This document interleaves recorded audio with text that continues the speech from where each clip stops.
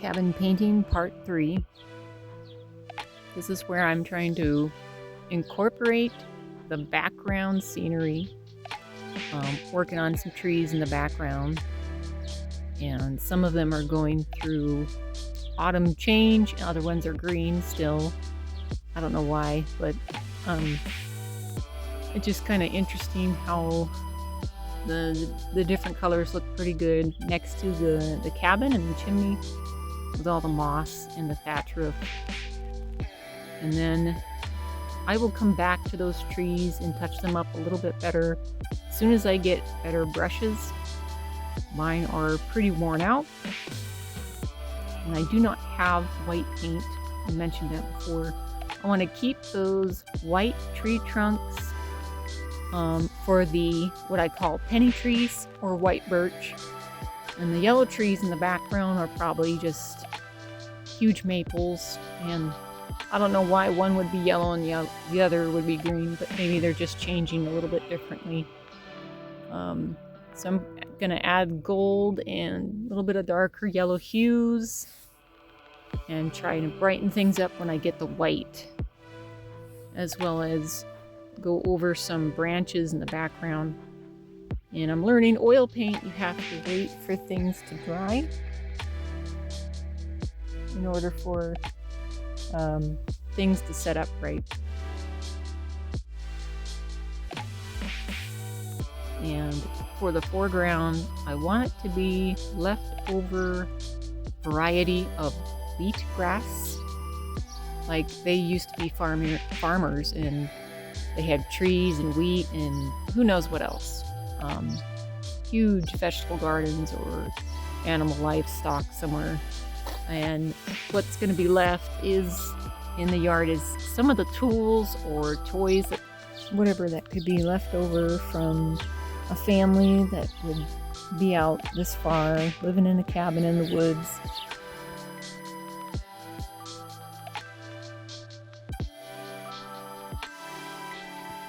So I really need to work on my angles.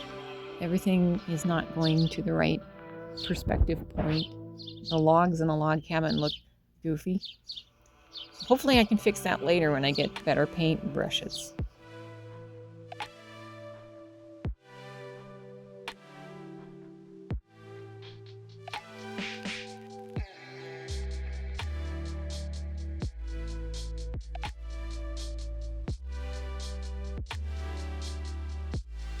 So I have real birds in the background twittering and dogs barking and all kinds of stuff going on out here while I'm recording.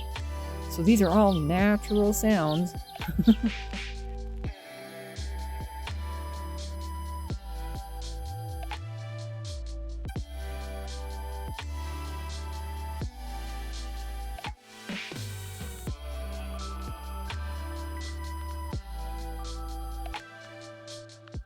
So I'm going to put the light on this chimney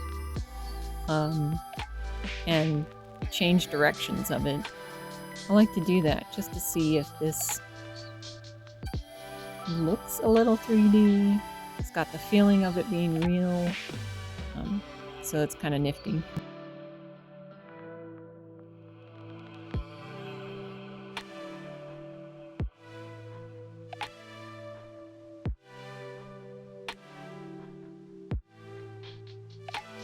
At this point, I'm just adding more thatching because it does look like it's absolutely too thin. And there should be stuff growing in the dried, decomposing thatching on the roof, so it should not be this thin. I should put some grade grasses that are, thicker or slumped over or clumped, and that should be on the roof. Probably some green plants growing, or a little bit of piles of dirt. I mean, this thing is supposed to have been out in the wilderness for quite a while.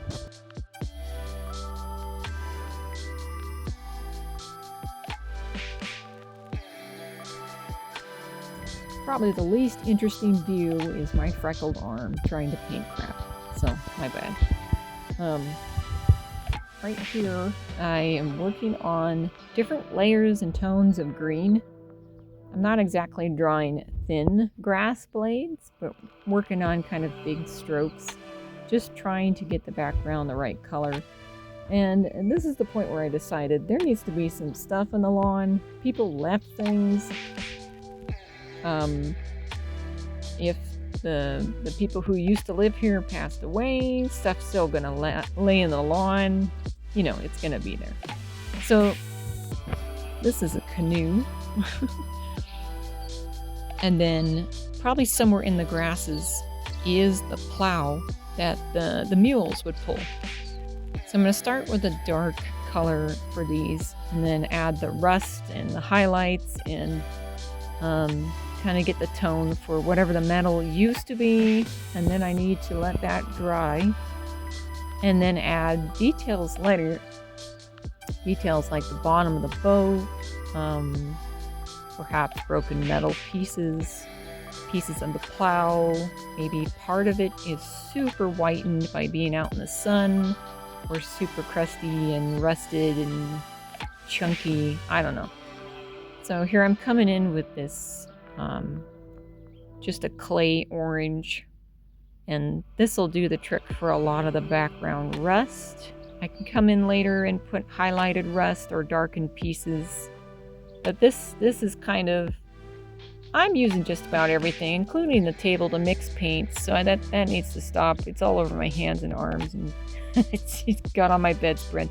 But anyway, working on mixing paints and getting the right background tone for these items in the yard. And then of course, towards the end, I'll come back and throw some grass over them, because they're not just out in the open with nothing growing around them.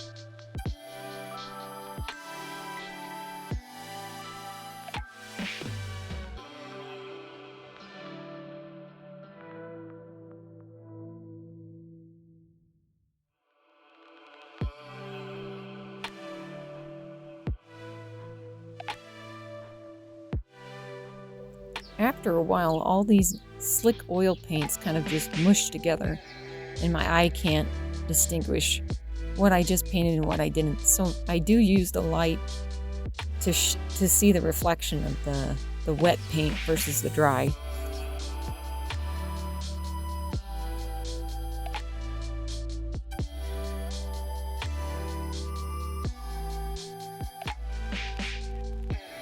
Now the farm equipment is going to come along a little bit better than this. Right now it looks like someone's wheelchair left in the yard.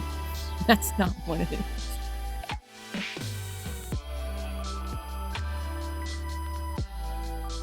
And the rocks are going to get a little bit more depth because I'll bring in some highlights and I'll go over them a little more carefully.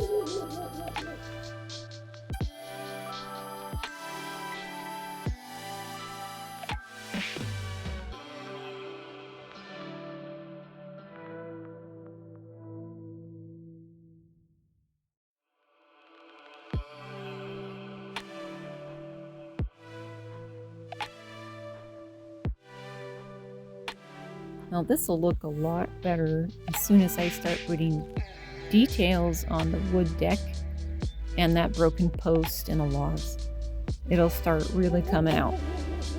A lot of these grasses could use that really fine, thin paintbrush, and I can sweep through with some highlights and darkened stems and stuff, or blades.